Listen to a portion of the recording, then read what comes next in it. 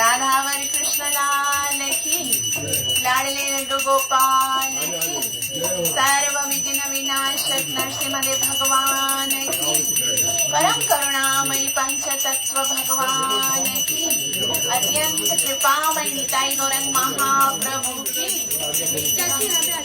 नित्य लीला प्रवेश divine grace अभय शरणारविंद भक्तिवेदांत स्वामी शिला प्रभुपाद की।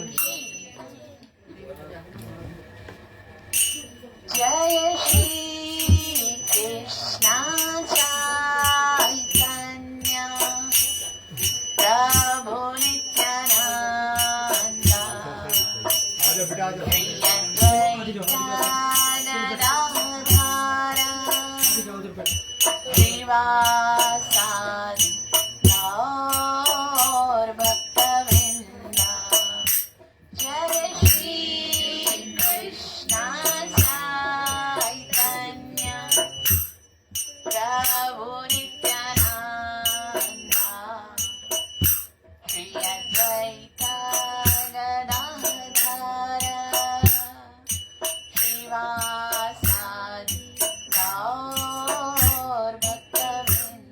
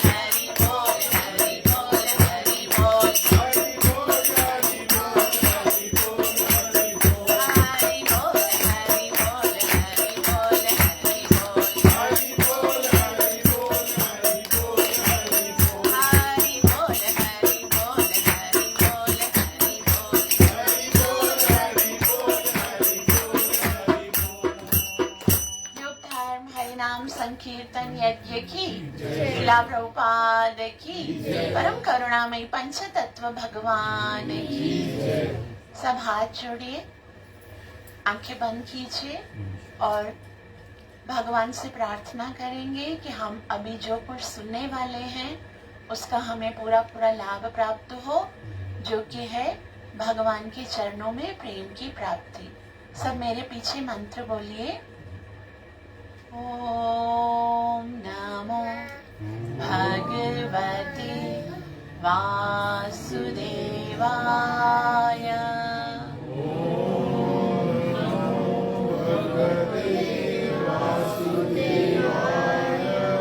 ओम नमो भगवते वासुदेवाय।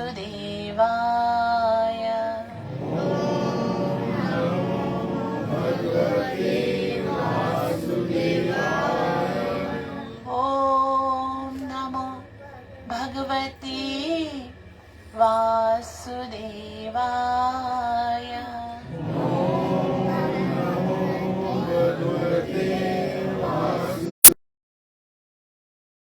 हे कृष्ण करुणा सिंधु,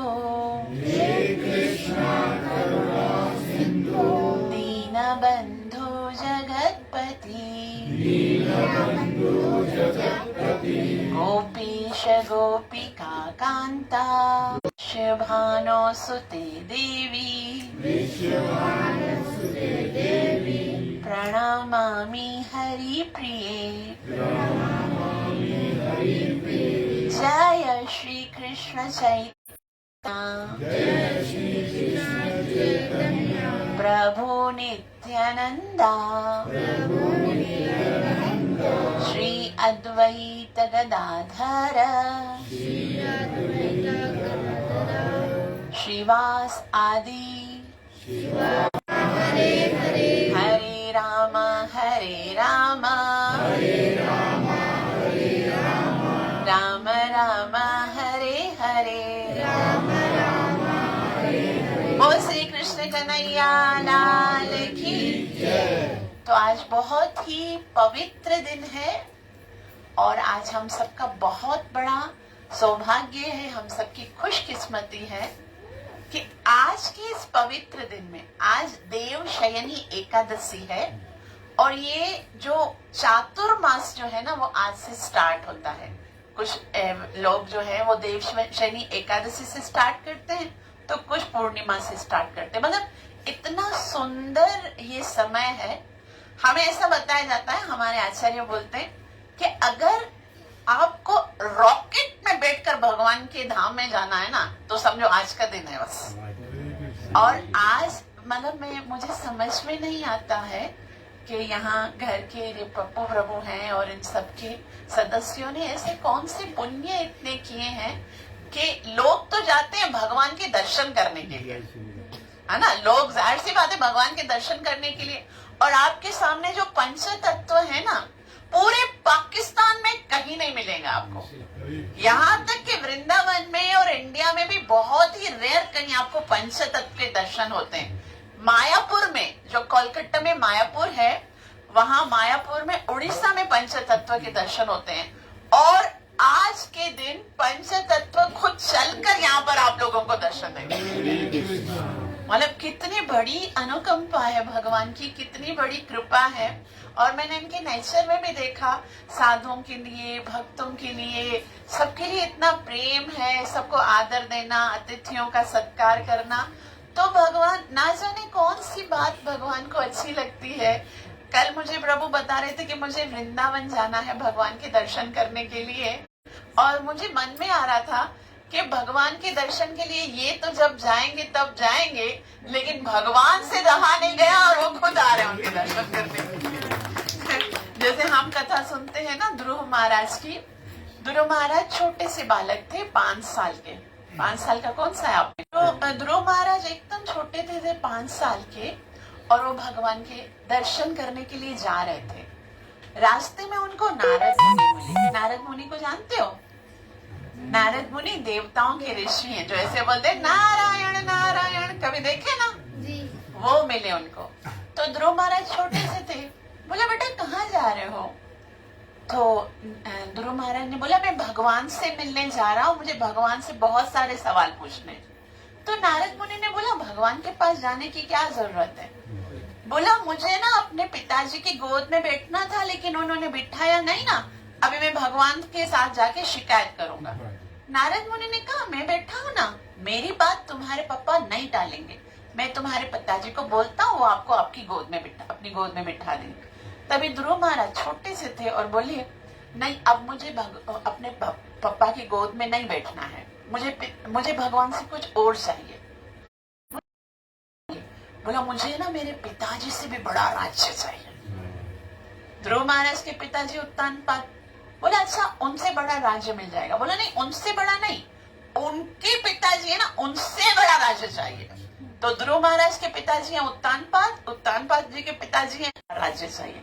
छोटे से ध्रुव महाराज हैं और वो भगवान को खोजने के लिए जा रहे हैं कि मैं भगवान से जाकर ब्रह्मा से भी बड़ा राज्य मांगू।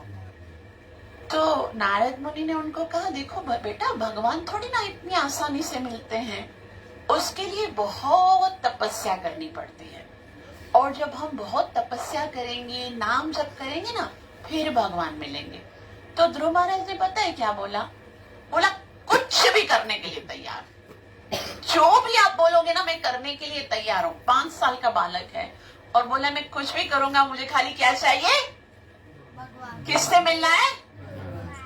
तो ध्रुव महाराज को नारद मुनि ने बोला कि अच्छा ठीक है, तुमको मैं एक मंत्र देता हूँ, उस मंत्र को जप करो।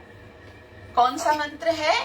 हरे कृष्णा कृष्णा कृष्णा हरे हरे राम राम राम हरे हरे। तो ध्रुव महाराज के लिए तो दूसरा मंत्र था, क्योंकि वो सतयुग में थे, लेकिन हम कलयुग में हैं, तो कलयुग के जीवों के लिए महामंत्र है। तो बोला ठीक है, ये मंत्र जपने के लिए तैयार हूँ। बोला फिर जब 6 महीने सिर्फ जप किया। पहले महीने में उन्होंने सिर्फ फल खाए, जैसे आज एकादशी है ना, एकादशी के दिन हमको खाली फल खाने होते हैं, मतलब अन्न नहीं खाना होता है। और दूसरे महीने में उन्होंने क्या किया, 3 दिन के बाद सिर्फ फल खाते थे। पहले में देखो ऐसे भगवान नहीं मिलेंगे, तपस्या को भी और भी स्ट्रॉन्ग करना पड़ेगा। बोला क्या करूं? बोला पत्ते खाना छोड़ दो, खाली जल पियो। तो 5वें महीने में उन्होंने खाली जल पिया, चौथे महीने में खाली जल पीते थे, वो भी 3 दिन के बाद। फिर नारद मुनि भी भगवान प्रसन्न नहीं हुए, तो ध्रुव महाराज बोले मैंने जो आपने बोला वो सब कर रहा हूँ, तो वे भगवान आ नहीं रहे, तो अभी मैं क्या करूं? तो नारद मुनि ने कहा स्ट्रॉन्ग करो और भी तपस्या को। बोला क्या करूं? बोला पानी पीना छोड़ दो। तो ध्रुव महाराज छोटे से बालक बोले सांस लेना छोड़ दो, और ध्रुव महाराज ने ऐसे बोला, मुंह बंद किया और सांस लेना बंद कर दिया। जैसे ही ध्रुव महाराज ने सांस लेना बंद कर दिया, पूरे ब्रह्मांड में वायु बहना बंद हो गई। जो देवता है ना, वहां पर भी ऑक्सीजन सप्लाई होना बंद कर दिया। मनुष्य, जीव जंतु, पशु पक्षी, सारी योनियां जो है ना, उनका धाम घुटने लगा। ये जो देवता है वो भगवान के पास जाते हैं, बोलते भगवान आप कृपा करके जाके ध्रुव महाराज को दर्शन दो, क्योंकि जब आप दर्शन दोगे तभी तो वो अपना ये कठोर जो व्रत है वो तोड़ेगा। तो आप जाइए दर्शन दीजिए। तब भगवान ने पता है क्या बोला? भगवान ने कहते हैं हम सोचते हैं ना कि हम भगवान से प्यार करते हैं, लेकिन अगर हमको ये पता चल जाए ना कि भगवान हमसे कितना प्यार करते, खाली ये पता चल जाए उन्होंने हमें क्या क्या दिया है, खाली जो भगवान की दी हुई नेमतों को ही खाली हम देखे ना, तो हम ना हमको बोलना नहीं पड़े कि नाम जप करो, ना नेचुरली जैसे विवश होके प्यार करना शुरू कर दें, क्योंकि हम भूल जाते हैं भगवान ने क्या दिया। हमें ऐसा लग रहा है बस जो कुछ मिल रहा है ऑटोमेटिकली हो रहा है। हमारे पास जो सबसे कीमती चीज है ना, शास्त्र में लिखा हुआ है कि जो सबसे कीमती चीज है ना, वो के पास ये मनुष्य का शरीर है। हम लोग शिकायत करते ना कि भाई हमारे पास ये नहीं है, हमारे पास ये नहीं, हमारे पास ये नहीं। जो सबसे कीमती शरीर जो भगवान ने दिया है, इतने सारे करोड़ों करोड़ों जो है ना योनियों में भटकने के बाद जब भगवान जैसे है ना वैसा बनाकर भेजते हैं। God made the man on his own image, एकदम सेम बनाए। वरना भगवान को तो कैसा बनना चाहिए? भगवान को यूनिक बनना चाहिए। मैं सबसे अलग हूँ, मैं अलग दिखूं। लेकिन भगवान सोचते हैं कि अगर मैं अलग दिखूंगा, मेरे बहुत सारे सर होंगे, बहुत सारे हाथ होंगे, तो तुम लोग वो ना प्यार करने में कंफर्ट नहीं लगेगा। ऐसा लगेगा कि भाई भगवान है। लेकिन भगवान हमारे जैसे बनकर आते हैं, यानी कि हमको अपने जैसा बनाया भगवान ने। ये मनुष्य देह, अभी देखो हम जब पाप करते हैं ना, पहले क्या हुआ, भगवान ने सबको मनुष्य देह दिया, इंसान बना दिया, कर सकता है। तो हम सोचें खाली इतना कि 84 लाख योनियों में हमने ऐसा कौन सा काम किया, बस जो हमको वो सब भोग योनिया, उसमें आप कोई एक्टिविटी नहीं कर सकते हो। बस एक जैसे जानवर होगा, उसको जो खिलाया जाएगा वो खाएगा और बस ऐसे अपने दिन पूरे करेगा, मर जाएगा। तो ऐसे करते करते करते 84 लाख योनियों में हमने कोई ऐसा काम नहीं किया। लेकिन भगवान को लगा कि बहुत हो गया, बस अब इसने बहुत योनियों में भटक भटक कर दुख भोगे हैं, अब मैं इनको वापस से चांस देता हूँ। और दूसरे बिजी हो जाते हैं। फिर भगवान सोचते चलो ठीक है, कोई बात नहीं, ये मनुष्य जो है ना, उनके ऊपर इतनी सारी रिस्पॉन्सिबिलिटीज हैं, अपने परिवार की, अपने बिजनेस की, अपने स्टडीज की, तो वो इतना ज्यादा मेरे लिए टाइम नहीं निकाल सकते। तो भगवान सोचते मैं कुछ ऐसा करूं जिस दिन अगर वो भक्ति करते हैं तो उसको पूरा बहुत सारा बेनिफिट एक साथ मिलने वाला। तो भगवान कौन सा दिन मनाते हैं? एकादशी का दिन बनाते हैं भगवान। एकादशी का क्या मतलब होता है? 1 मीन्स 1, 10 मीन्स 10, 1 + 10 = 11। 11 का मतलब होता है 11। तो शुक्ल पक्ष की 11वीं तारीख को या कृष्ण पक्ष की 11वीं तारीख को ये जो एकादशी हो, भगवान का दिन कौन सा है? वैसे तो सारे ही दिन भगवान के, लेकिन फिर भी भगवान ने क्या डेमीगॉड्स को, देवताओं के लिए एक एक दिन डेडिकेट किया हुआ है। लेकिन अगर हम सोचें कि भगवान का दिन कौन सा है, तो ये सारे ही दिन भगवान के। जैसे हम अगर अपना टू डू लिस्ट बनाते हैं ना हफ्ते के शुरू में, तो हम क्या सोचते हैं? फ्राइडे को मुझे ये करना है, सैटरडे को ये करना है, संडे को ये करना है, मंडे को ये सोचते हैं ना। लेकिन कभी आपने टू डू लिस्ट में ये लिखा है कि इस दिन मुझे सांस लेनी है? नहीं लिखते ना, क्योंकि वो तो लेनी ही है, क्योंकि सांस लूंगा तभी तो दूसरे काम कर सकूंगा। अगर सांस रुक गई तो फिर तो मैं किसी काम का नहीं रहूंगा। उसी तरह से भगवान की भक्ति जो है ना, वो कैसे होनी चाहिए? सांसों की माला में सुमिरू में पीकर, श्वास श्वास सुमिर, प्रति श्वासे सविश्वासो रामम स्मरणम दिने दिने। यहाँ शास्त्र में लिखा हुआ है एक एक सांस जो है वो भगवान ने दी है, इसलिए कि ले लो इस सांस से मेरा नाम। अगर वो सांस भगवान का नाम लिए हुए या भगवान को स्मरण किए हुए चली गई, मतलब हार गए। और प्रतिशा से सविश्वासो रामम स्मरण दिने दिने पुनः श्वास अविश्वास आगमैश्वती वानवा। बाकी वापस दूसरी सांस मिलेगी, उसमें हमको चांस मिलेगा। हम कभी सोचते ना बड़े हो जाएंगे, भक्ति करेंगे। पूरा दिन हम नहीं कर सकते, लेकिन स्टार्टिंग जो है अपने दिन की, देखो आप सब छोटे हो ना, मॉर्निंग में सबसे पहले उठकर क्या करना चाहिए? भगवान को प्रणाम करना चाहिए। क्या करना चाहिए? ये कभी नहीं भूलना, भले कुछ भी हो जाए, भले किसी दिन है ना स्कूल में देर हो रही है या फिर है ना और कोई इमरजेंसी है, कुछ भी हो, लेकिन ये एक नियम बना दो, सुबह उठ के भगवान को प्रणाम करना है और कहना है हे प्रभु बहुत बहुत धन्यवाद, एक और नया दिन दे दिया अपनी भक्ति करने के लिए। रोज धन्यवाद करना है भगवान को। और एकादशी को बोलते हैं हरिवासर। क्या बोलते हैं? हरिवासर मतलब वो दिन है, बेनिफिट मिलेगा। अभी आप लोगों ने जो हरि नाम का कीर्तन किया ना, आप सोच भी नहीं सकते कि उसका कितना लाभ है। हम लोग हमारे मन में जो है ना वो इतना सोच भी नहीं सकते। हम लोगों ने जो किया यहाँ पर अगर कोई कीड़ा भी उड़ता उड़ता उसने सुन लिया होगा ना, उसकी भी मुक्ति निश्चित है। तो एकादशी कैसे प्रकट हुई? तो भगवान ने जब ये संसार बनाया, आज एकादशी है तो उसकी ग्लोरिफिकेशन, उसकी महिमा सुनने से हमारे करोड़ों जन्मों के पाप जो है वो नष्ट हो जाता है। भगवान ने जब ये दुनिया बनाई, भगवान ने सब कुछ बनाया, सूर्य बनाया, चंद्रमा बनाया, पहाड़ बनाए, पक्षी बनाए, दरिया बनाए, सब बनाए, मनुष्य बनाए, 84 लाख योनियां बनाई। सब कुछ बनाने के बाद भगवान ने एक पुरुष बनाया जिसका नाम था पाप पुरुष। क्या नाम था? पाप पुरुष जो था वो इतना भयंकर था कि उसके हर एक, मतलब शास्त्र में, स्कंद पुराण में सारा लिखा हुआ है। उसके आंखों में ऐसा लगता था जैसे बहुत ही खतरनाक है ना कोई अपराध हो, जैसे हाथों में अपराध, शरीर के अंग अंग में अपराध था। जैसे लिखा हुआ है मातृहा, पितृहा, गुरुहा, उसके जिसने माँ की हत्या की है, जिसने बाप की हत्या की है, जिसने गुरु की हत्या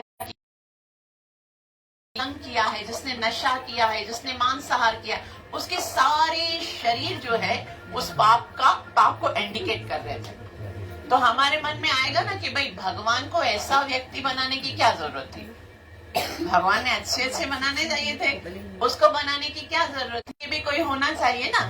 तो जिस तरह से कोई गवर्नमेंट अगर किसी कंट्री को बनाती है तो वो नहीं चाहती है कि वो लोग, गवर्नमेंट के जो लोग हैं, वो प्रजा जो है वो कोई पाप करे, लेकिन फिर भी वो जेल तो बनाती है ना उस कंट्री में, और जेल के अंदर अलग अलग लोग भी होते हैं जो हमको पनिश करने के लिए होते हैं। तो ये संसार जो है वो भगवान की गवर्नमेंट है, और वहां पर एक नरक नाम की जेल, और वहां पर पाप पुरुष जो है वो लेकर जाता है यमराज के पास, और फिर जिसने जो जो पाप किए हैं उनको वो दंड मिलता है ताकि वो सुधर जाए। जेल में इसीलिए नहीं किया जाता है कि खाली पनिश किया जाए, ताकि वो सुधर जाए। लेकिन दूसरी दफा वापस ये कार जो मैंने बनाया है उसको जाके एक बार मैं चेक करके आता हूँ, काम कैसा चल रहा है देख के आता हूँ। तो फिर वो करते करते भगवान जो है यमपुरी पहुंचे। यमपुरी जहाँ पर के मृत्यु के बाद लोग जाते हैं और फिर उनका हिसाब किताब होता है कि भाई आपको कहाँ जाना है, आपको कहाँ, जो एक मतलब समझो एक ऑफिस है ना कोई अपराध, लेकिन फिर भी मन में बैठे हुए परमात्मा तो देख रहे हैं, दसों दिशाएं देख रही है, पृथ्वी देख रहे, आकाश देख रहे, सूर्य देख रहे, चंद्रमा देख रहे, जल वायु हर कोई देख रहे हैं, नोट डाउन करते हैं। यहाँ पर दो ऐसे भगवान के चित्रगुप्त बैठे हुए हैं, वो हर चीज नोट करते हैं। तो जब हम उधर जाएंगे ना, हमारी सुनवाई होगी तो एक बड़ी सी स्क्रीन होगी और वहां पर सारा लिखा होगा, मतलब सारा बताया जाएगा। आई विटनेस है और वीडियो चल रही है, उसमें कोई भी ऐसा नहीं होगा कि हमारा जो वकील होता है कि भाई नहीं नहीं हम ऑब्जेक्शन करने वाला कोई नहीं होगा, क्योंकि वो तो सब प्रूफ के साथ बता रहे हैं ना, तो बता रहे हैं। तो इस तरह से यमपुरी गए तो भगवान ने पूछा यमराज से कैसा चल रहा है सब कुछ लोगों का, तो बोला, यमराज ने बोला एकदम परफेक्ट योजना। तो भगवान खुश हुए, लेकिन यमपुरी है ना उसके बराबर में ही नरक है। तो नरक से बहुत चीखने की आवाज आ रही थी, बचाओ बचाओ, कृपा करो, ऐसी आवाज आ रही थी, ऐसा लग रहा था कोई रो रहा है, कुछ को बहुत ज्यादा तकलीफ है। तो भगवान ने यमराज से पूछा कि इतना शोर कहाँ से आ रहा है, कोई ऐसा लग रहा है कोई कर्रा रहा है, किसी के ऊपर बहुत ज्यादा दुख है, किसी के ऊपर बहुत ज्यादा टेंशन है, किसी को बहुत ज्यादा ना पनिश किया जा रहा है, ये कहाँ पर हो रहा है। तो यमराज जी ने कहा, प्रभु हमारे जो ये यमपुरी है ना उसके बराबर में ही नरक है, तो नरक में जो पापी जाते हैं उनको जो यातना मिलती है, उनको जो कष्ट मिलता है, तो डेफिनेटली उनको दुख होता है, तो वो चिल्ला रहे हैं। तो भगवान ने कहा मुझे भी नरक जाना है। तो यमराज ने कहा भगवान हो, भगवान नरक नहीं जाते, भगवान तो अपने वैकुंठ में जाते हैं। तो भगवान ने कहा कि देखो मैं भगवान हूं ना, तो मैं अपनी मर्जी से कहीं पर भी जा सकती हूँ, मुझे थोड़ी ना कोई रिस्ट्रिक्शन है कि आप यहाँ जा सकते हो वहां नहीं जा सकते हो। मुझे नरक जाना है, मुझे देखना है नरक में क्या हो रहा है, कैसे पनिश मिल रही है। और जैसे ही भगवान चतुर्भुज विष्णु अंदर जाते हैं तो सारे जितने पापी जिन जिनको सजा मिल रही, अब जीवन में पहली बार उनको एक राहत, भगवान के आने से कितना उनको आनंद मिला होगा उतना, और सब भगवान के चरणों में गिर गए, सब प्रार्थना करने लगे कि हम मानते हैं लेकिन आप तो पतित पावन हो, हमारा काम पाप किया हम लोगों ने, लेकिन आपका काम है हम पतितों का उद्धार करना, आप पूरे संसार पर कृपा करने वाले हो तो हम पे भी आप कृपा करो। ये जो आपके यमदूत हैं हमें इतनी पनिश करते हैं, इतना मारते हैं, इतना तकलीफ देते हैं, अब हमसे सहा नहीं जाता, हमें एक दिन, बस एक दिन जो है वो रिलैक्स होने दिया करो, मतलब कंटिन्यूअस जो तकलीफ मिल रही है उसमें थोड़ा सा तो हमको सुकून मिले, थोड़ा सा हमें रिलैक्स मिले। तो भगवान ने कहा, भगवान सोच रहे थे, भगवान जो है ना सोच रहे थे वाकई में मैं तो करुणा का सागर हूँ, भगवान के अंदर बहुत सारी क्वालिटीज हैं, और जो सबसे बड़ी क्वालिटी है जो हमारे लिए है वो है भगवान क्या है, करुणा के सागर हैं। भगवान के अंदर जितनी करुणा है वो समुद्र है करुणा का। तो भगवान सोच ही रहे थे डेफिनेटली इनके ऊपर मुझे करुणा करनी चाहिए। अब सोच ही रहे थे तो अचानक से भगवान के हृदय से एक ज्योति प्रकट हुई और वहां पर आके ऐसे एक स्त्री का रूप धारण कर लिया, और वो ज्योति प्रकट हुई और उन्होंने फौरन से एक अनाउंसमेंट शुरू कर दिया। भगवान देख ही रहे हैं, भगवान के मन में खाली आया कि मुझे उन पर कृपा करनी चाहिए, और भगवान के अंदर से एक प्रकाश निकला और उन्होंने फौरन से अनाउंस किया, आज के दिन मेरा प्राकट्य हुआ है और मैं आप सबको ये बेनेडिक्शन, आप लोगों को सबको ये वरदान देती हूँ कि आज के दिन जो भगवान का नाम जप करेगा, आज के दिन जो भगवान का भजन करेगा, उसके सारे पाप खत्म हो जाएंगे और वो भगवान के धाम चला जाएगा। बोल एकादशी महारानी की। और वो लोग जो बैठे हुए थे उन्होंने ना भगवान को देखने की बदली में उस स्त्री का जो अनाउंसमेंट है ना वो सुनना शुरू कर दिया। उसने क्या कहा, आज मेरा प्राकट्य हुआ है, जो आज के दिन भगवान का नाम लेगा उसके सारे पाप खत्म हो जाएंगे और वो भगवान के धाम चला।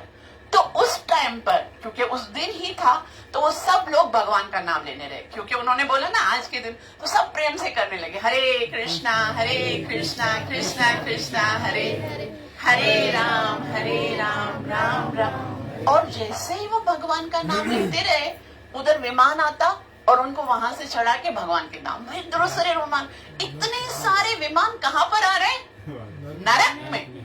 नरक से भगवान के धाम तक की कोई फ्लाइट है ही नहीं, वो सिर्फ पृथ्वी लोक से ही जब हम भजन करते हैं, नरक में भजन होता ही नहीं है। लेकिन क्योंकि एकादशी का प्राकट्य वहां पर हुआ है तो उस दिन उसने अनाउंस किया, तो फिर वो सब भगवान का नाम लेते लेते सब ऊपर जाने लगे। तो भगवान इतना हैरान हो गए, ये कौन है, कहाँ से आ गए, मतलब भगवान ने उसको प्रकट होने की वो आदेश नहीं दिया। तो उसको बोला, हे देवी आप कौन हैं? महारानी वो उत्पन्न हुई थी, उन्होंने कहा, हे प्रभु मैं आपकी एकादासी, एक दासी, मैं कौन हूँ, आपकी एक दासी हूँ, मेरा नाम एकादशी है क्योंकि अभी एकादशी तिथि है और मैं थी वही, मैं कोई अलग चीज नहीं हूँ, मैं आपके ही हृदय की कृपा हूँ जो मूर्तिमान स्वरूप होके आपके सामने प्रकट हुई है।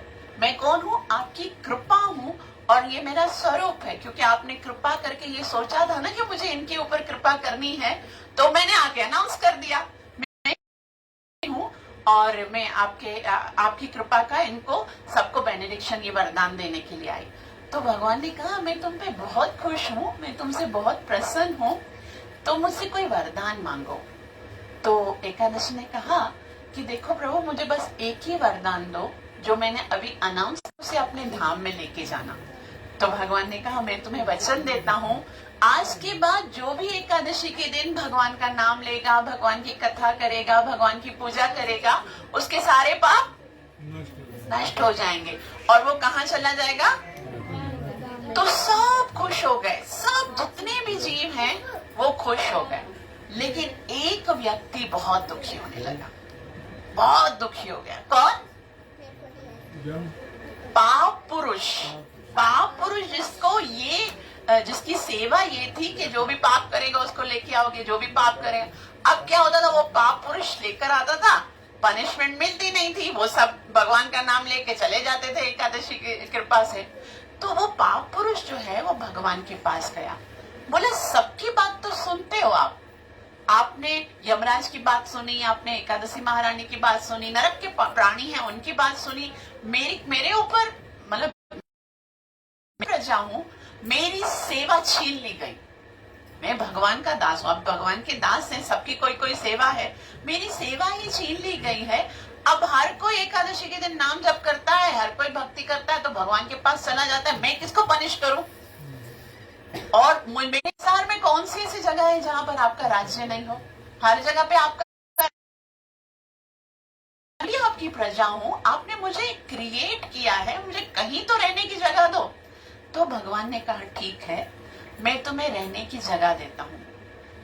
11 दिन जो है, 10 दिन तक तो तुम अपने काम जैसे जैसे जिसको पनिशमेंट देनी है वो करो, लेकिन एकादशी के दिन तुम्हारी नहीं। अब पाप कौन कौन से थे? जैसे हमने सुना, जिसने माता की हत्या की, जिसने पिता की हत्या की, जिसने गऊ की हत्या की, जिसने ब्राह्मण की हत्या की, जिसने परिस्त्री संग किया, जिसने मांसाहार किया, जिसने नशा किया, वो सारा का सारा पाप, एक मूर्तिमान पाप पुरुष आकर किसके अंदर चला जाता है? त्याजम कार्यमेव तत्। हमें करने चाहिए। पहला कौन सा? यज्ञ, दूसरा दान, तीसरा तपस्या। तो यज्ञ कौन सा है? हम लोग सोचते हैं ना यज्ञ का मतलब होता है एक हवन कुंड हो, उसमें हम स्वाहा करें। अलग अलग डिफरेंट टाइप के यज्ञ गीता के 10वें में रहते हैं। तो लेकिन जब यज्ञ किसके लिए इम्पॉसिबल है? हर कोई कर सकता है, छोटा बच्चा है वो भी बैठ के माला कर सकता है, 80 साल का बूढ़ा है वो भी बैठ के कर सकता है। उसमें तो कोई उसकी भी जरूरत नहीं होती, ना बुद्धि की जरूरत होती है, कुछ भी नहीं, खाली आपको, क्योंकि वो तो पशु भी करते हैं। लेकिन नाम जब ऐसा है, उसके बगैर दिन नहीं गुजरना चाहिए। कभी हम लोग बोलते हैं बैड लक था, आज का दिन मेरा बड़ा, ऐसे बोलते हैं ना, कभी कभी बहुत बुरा दिन गुजरा। कि कोई भी दिन ऐसा नहीं होना चाहिए जिस दिन मैं बैठ के भगवान का नाम जप नहीं करूं। वो कितना आप जप करते हो, 1 माला से स्टार्ट करते हो, 2 माला से स्टार्ट करते हो, आप भले 5% निकालते हो, 10% निकालते हो, या आप कितना निकालते हो, लेकिन कुछ हिस्सा जो है, क्यों निकालना है? जिस तरह से भगवान ने मुझे ये शरीर दिया, अगर मेरा शरीर सही नहीं होता तो मैं कोई बिजनेस नहीं कर सकता। भगवान ने मुझे ये बुद्धि दी, ऊपर कृपा की, तो ये कुछ निकालता है। और एक बात सबके लिए जरूरी है, अगर हम खुद से कुछ नहीं निकालेंगे ना, तो वो हमारे हिस्से का तो है ही नहीं। या तो डॉक्टर लेके जाएगा या डाकू लेके जाएगा, जाएगा जरूर। इतनी शराबत से निकाल लेना चाहिए। तो यज्ञ करते